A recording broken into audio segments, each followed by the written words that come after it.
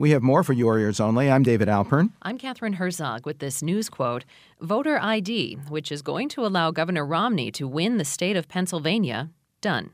That was Mike Turzai, Republican Majority Leader of Pennsylvania's House of Representatives, undermining the party line that there was no partisan motive behind a new law requiring all voters to have a state-approved photo ID, similar to many others now being challenged by civil liberties and minority groups around the country. Now this. Somebody helped to create this unbelievable American system that we had that allowed you to thrive. Somebody invested in roads and bridges. If you got a business, you didn't build that. Somebody else made that happen. This is not the result of government. This is the result of people who take risk, who have dreams, who build for themselves and for their families.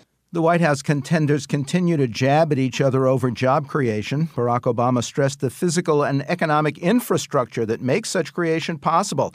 Had he said you don't build a business all by yourself, the president might have been less vulnerable to attacks by Mitt Romney and other Republicans who implied he had revealed an almost un-American ignorance of the capitalist system. But what kind of infrastructure and what kind of jobs will really revive our economy in the globalized environment of our information age?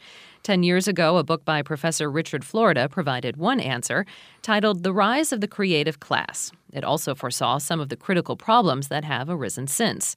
Now comes The Rise of the Creative Class Revisited, a 10th anniversary edition, with new research on the current role and future prospects of these highly educated, tech-savvy generators of new products, processes, and profitable pleasures.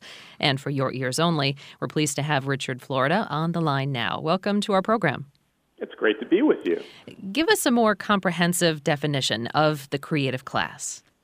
Well, the creative class makes up 40 million American workers. And you know, it's not just artists and designers and people who live and do creative work. It's scientists, it's techies, it's entrepreneurs, it's innovators, it's knowledge-based workers in business and management, healthcare, and the law. They account for about a third of our workforce, produce $2 trillion in salaries and wages, have never seen an unemployment rate, even in the depth of the crisis, go above 5%.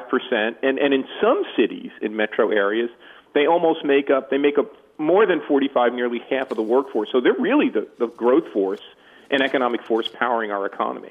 While presidential campaign rhetoric is focused on the manufacturing jobs of yesterday, you say that the nation's economic future could depend more on this new creative class.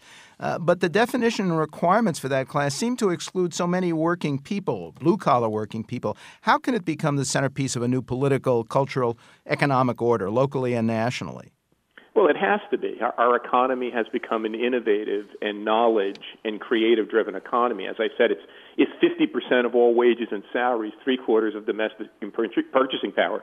The creative class is what invents our iPods and apps and new television series and new music and entertainment options that power the U.S. and the world economy. But at the same time, it's important to recognize that my very theory comes from understanding the best manufacturing companies. And in those best high-performance manufacturing companies, we rose wages, we increased productivity by not treating the worker like an arm or a back or a source of physical labor, but tapping into the workers' minds, engaging them in continuous improvement, seeing work groups as the source of innovation.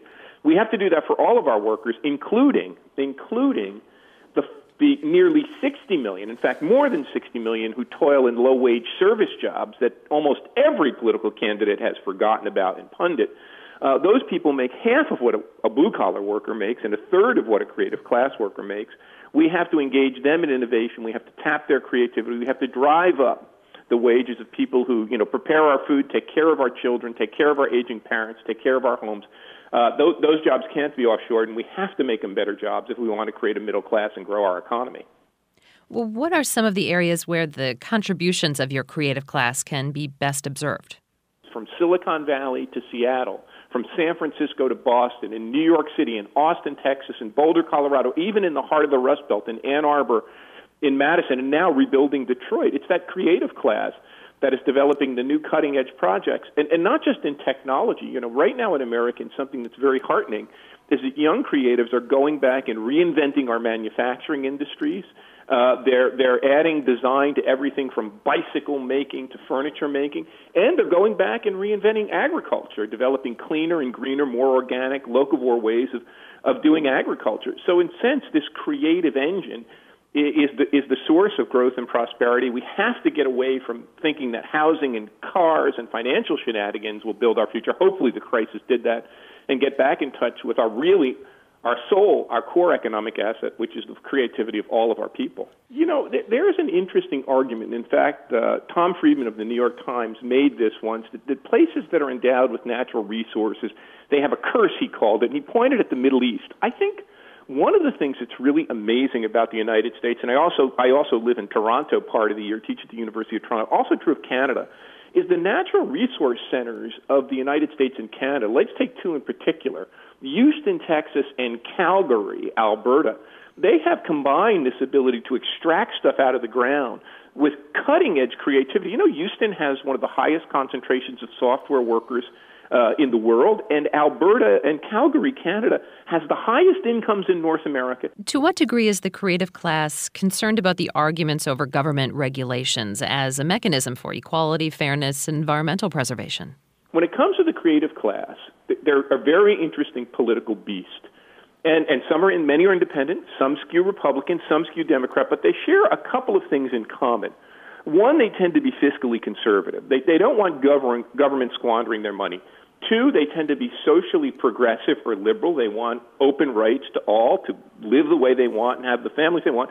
And three, they're very concerned with big public goods questions, like making sure we have a clean environment and making sure we have good schools and opportunity for all. So that's the kind of profile. What's sad is, although I say what's good is our mayors are moving towards that space, our big city mayors from Mike Bloomberg to Rahm Emanuel and others, but our national politics seems so terribly divided and dysfunctional that the creative class doesn't really see a candidate that's their guy.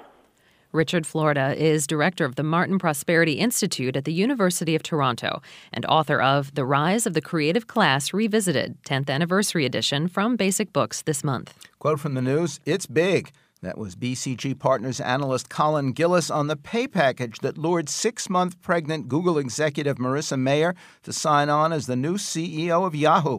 It could total $129 million over 5 years if she can revive the early online giant. Next, of daring dames we sing, for your ears only.